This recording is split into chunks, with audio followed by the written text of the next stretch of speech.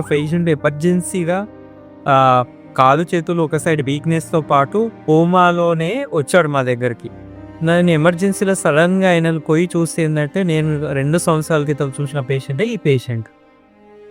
ఈ పేషెంట్ రెగ్యులర్గా మా శ్రీనివాస్ డాక్టర్ గారి దగ్గరికి చెకప్కి వచ్చేవాళ్ళండి.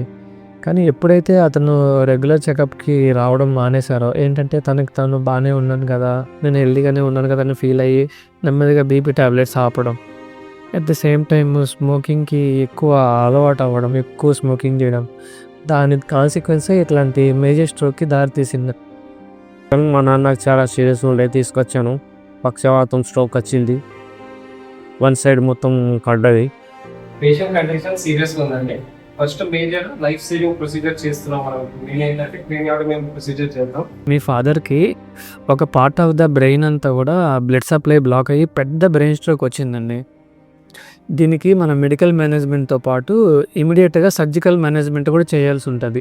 ఒక part of the brain skull bones ఉంటాయి, అవి మనం తీసేయాల్సి ఉంటుంది.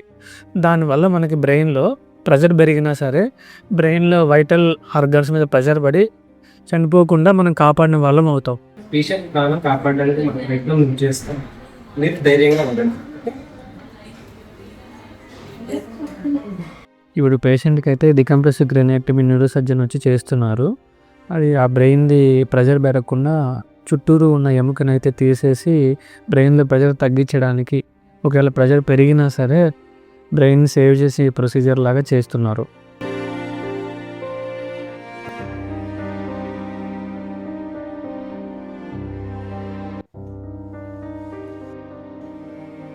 ఆపరేషన్ సక్సెస్ అయిందండి. Patient out of danger. తనను ఐసీకి షిఫ్ట్ చేస్తున్నాం. వెంటిలేటర్ సపోర్ట్ అవసరం తనకి. రికవరీ బట్టి గ్రాడ్యువల్గా తగ్గిద్దాం. చందర్ ఇప్పుడు ఎట్లా ఉన్నారు?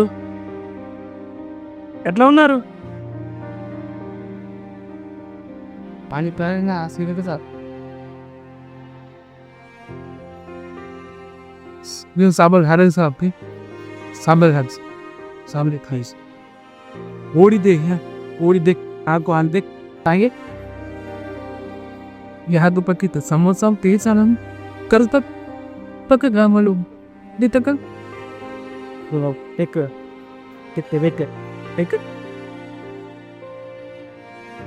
చూశారు కదండి పేషెంట్ ఎంత బాగా రికవర్ అయ్యాడో. మేము అనుకున్న దానికంటే రిజల్ట్ చాలా బాగా వచ్చింది. ఇప్పుడైతే 2 మనుషులు పట్టుకుంటే నడవగలుగుతున్నారు కూడా.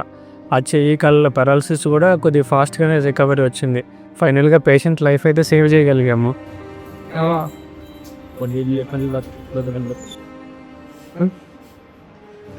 ఫైనల్గా మీరు గుర్తుంచుకోవాల్సింది ఏంటంటే హైపర్ టెన్షన్ మనం నెగ్లెక్ట్ చేయకూడదు. రెగ్యులర్గా మెడికేషన్స్ వాడి ఎవ్రీ 3 మంత్స్కి ఒకసారి కంట్రోల్లో ఉందా లేదా అని చెక్ చేయించుకోవాలి.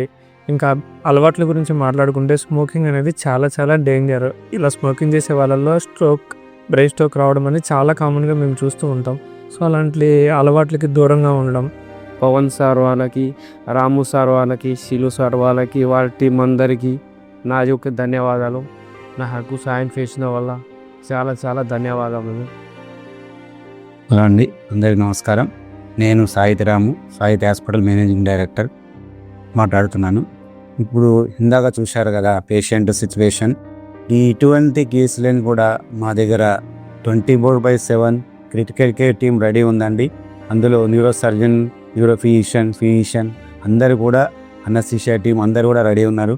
ఇలాంటి ఎంత రిస్క్ కేసు అయినా కానీ మా దగ్గర చేయడానికి మొత్తం అన్ని సిస్టమ్స్ కూడా అడ్వాన్స్ ఫీచర్స్తో సహా అన్నీ రెడీ ఉన్నాయి. వెంటిలేటర్స్ కానీ అన్నీ సియాము మిగతా అన్నీ ఎటువంటి కేసు అయినా చేసే విధంగా రెడీ ఉంది.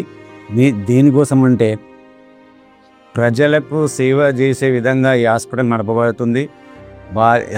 ఎక్కువ రేట్లో కాకుండా అతి తక్కువ ఖర్చులో అందరికీ అందుబాటులో విధంగా సేవలు అందించే ఉద్దేశంతో మేము హాస్పిటల్కి రావడం జరిగింది.